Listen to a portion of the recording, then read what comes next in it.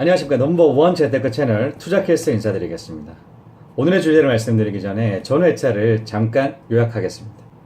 다섯 번째 편, 전 세계 금융을 장악한 그 가문의 시작과 성장 과정의 이야기입니다.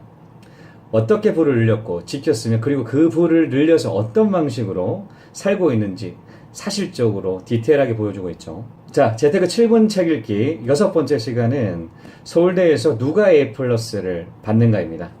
바로 들어가시죠. 저의 취미 중 하나는 다큐멘터리 1.3배속으로 보는 것입니다. 그렇게 일주일에 2시간에서 3시간 정도 투자를 하게 되면 일주일 몰아서 다큐를 다 볼 수가 있습니다. 한 번에 EBS 다큐 프라임 서울대 A+ 조건을 보게 되었습니다. 서울대 학생들의 공부법에 관한 이야기였죠. 충격적이었습니다. 우리나라 최고의 대학생들 중 최고의 학점을 받는 그들의 공부 방법은 우리의 생각과 너무나 동떨어져 있었기 때문이죠. 서울대에 대한 새로운 시각을 가질 수가 있었습니다.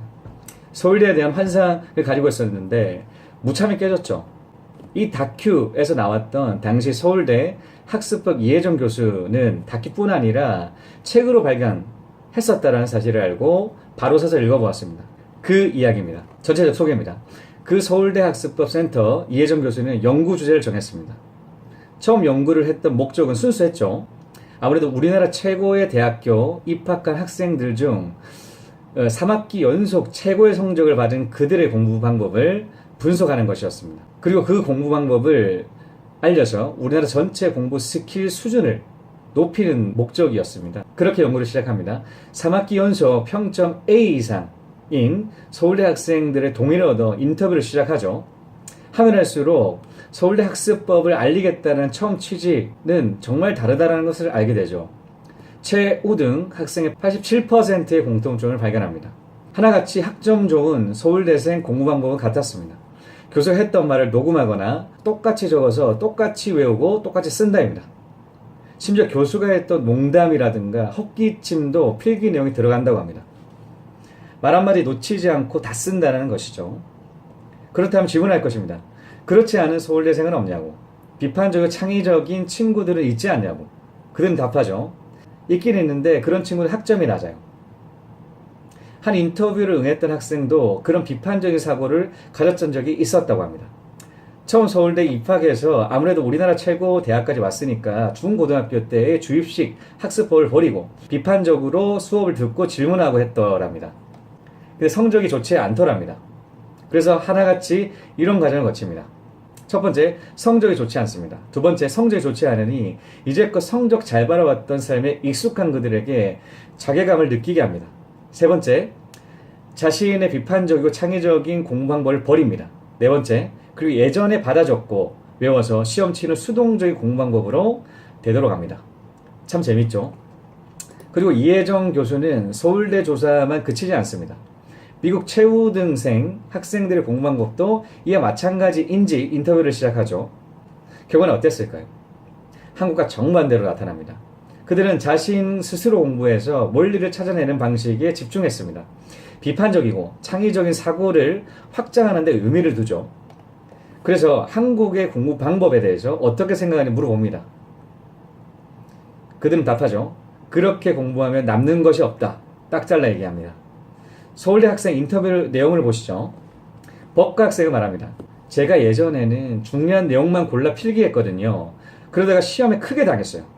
그 다음부터는 웬만하면 다 써요. 교수님이 그냥 우스갯소리로 하신 것도 다. 생활과학 때 다른 학생이 또 얘기하죠. 1학년 때는 학점이 그렇게 안 높았어요. 그때는 대학 왔으니까 좀 다른 방식으로 공부해야지 했거든요. 그래서 필기는 잘 안 했고 나만의 아이디어랄까? 그런 거 찾는데 집중했던 것 같아요. 그런데 학점이 안 나오는 거예요. 그냥 고등학교 때처럼 교수님 말씀 열심히 적어야지 학점이 잘 나오더라고요. 이 책은 서울대 학생들을 조사했다라는 것만으로 차별화되고 있죠. 생생한 그들의 인터뷰를 담고 있습니다. 실제 서울대 학생들의 생각을 알 수 있다는 게 중요한 부분이라고 생각되어집니다. 아시다시피 서울대생들은 우리나라 공무원, 사기업, 할 것 없이 거의 모든 분야에 진출해서 지도층에 자리 잡고 있습니다. 현재 우리 회사에도 거의 대부분은 고위층 임원은 서울대 출신이죠. 얼마 전 우리 부서의 실장님 역시도 그랬습니다. 네 번째, 분석을 해보면 첫 번째, 서울대생들은 우리나라 최고의 절제가들입니다. 그들은 계속적으로 공부를 하기 위해서 생활 패턴, 규칙적인 생활을 꾸준하게 유지하기 위해 노력합니다. 심지어 감정도 마찬가지죠. 기분이 좋지 않을 때 공부가 잘 안 되죠. 그래서 그들은 항상 평온한 마음을 유지하는 습관을 취하죠. 생활과학대 학생은 이렇게 얘기합니다. 생활을 하다 보면 기분이 좋았다, 나빴다 하잖아요. 그럴 때 얼마나 잘 컨트롤하고 기분 좋게 만들 수 있느냐가 중요하다고 생각해요. 기분이 나쁘면 공부하기 싫고 공부하기 싫으면 성적도 안 좋아지니까요. 기분을 좋게 유지하려고 노력해요. 일부러라도 기분을 좋게 만들려고 하죠. 몰입의 저자 서울대 교수는 우리나라 사람들의 현재 욕구를 참으며 목적을 이뤄내는 만족 지연 능력이 세계 최고라고 합니다. 서울대 최우 등생은 세계 최고 중에 최고인 셈이죠. 두 번째, 수용적 사고력이 높습니다. 수용적 사고란 상대방의 지시나 내용을 아무런 의심이나 비판 없이 그대로 받아들여서 이해하고 암기해서 시험에서 정확하게 기억해내는 능력이죠. 서울대 학생 인터뷰 내용을 들어보죠. 교수님께서 하시는 걸 말의 형태로 그대로 적어요. 요약하는 게 아니라 교수님 말씀을 완성된 문장 그대로 똑같이 적는 거예요. 단어도 그대로 똑같이. 그림은 교수님이 칠판에 그리는 것만 적어요. 교수님 말이 제일 중요해요. 라고 그들은 얘기합니다. 세 번째, 개인적인 능력이죠.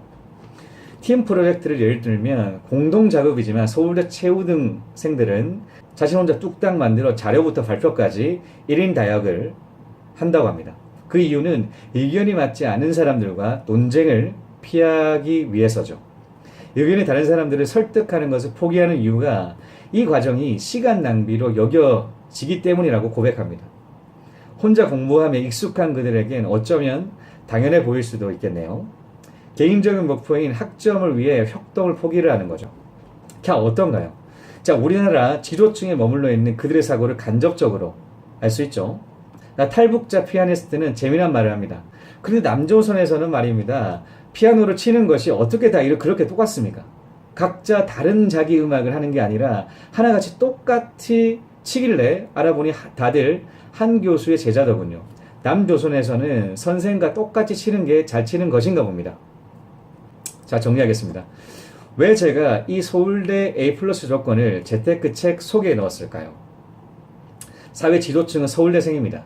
그 시스템 내에서 무의식적으로 일한다면 수동적인 인간이 되고 말죠. 은퇴 후에 아무것도 할 수 있는 게 없게 됩니다. 그리고 정말 노예가 되죠. 자신의 영토를 확장해야 됩니다. 직장생활 한다고 하더라도 자신의 영토에서 자신의 능력을 최대한 개발시켜 나가야죠. 그래서 이런 사람들의 추천드립니다. 직장생활 매너리즘에 빠진 사람들이라든가 뭔가를 해야 될 것 같은데 망설여지시는 분들, 그 사회구조를 정확하게 직시해야죠. 그래야 변화가 있습니다. 직장인이 왜 노예인지 근원적인 이유를 알아야지 변화할 수 있겠죠. 자, 오늘의 7분 책 읽기 시간. 서울대에서는 누가 A+를 받는가는 여기까지입니다. 다음 편에 또 뵙겠습니다.